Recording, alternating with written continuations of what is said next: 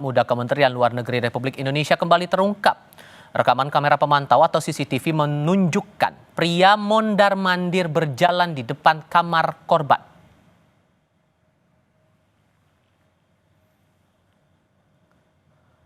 Anda sedang melihat seorang pria berjalan hilir mudik di depan kamar indekos korban pada malam sebelum korban ditemukan tewas terlakban di kamarnya. Setidaknya 2 kali pria itu bolak-balik berjalan sambil melirik kamar korban.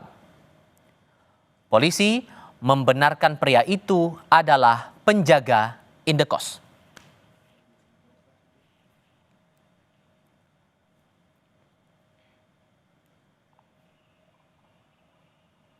Dalam visual lainnya di lokasi yang sama, tampak pria diduga penjaga indekos pun berjalan bolak-balik di depan deretan kamar indekos dan sempat mengintip ke jendela kamar diplomat Kementerian Luar Negeri.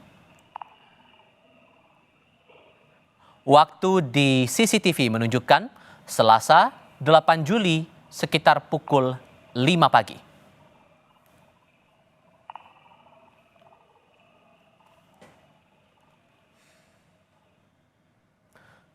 Lewat keterangan tertulis kepada Kompas TV, Kepala Bidang Humas Polda Metro Jaya Kombes Ade Arysyam Indradi membenarkan pria itu adalah penjaga indekos yang diminta istri almarhum mengecek kamar suaminya karena ponsel suaminya tidak bisa dihubungi.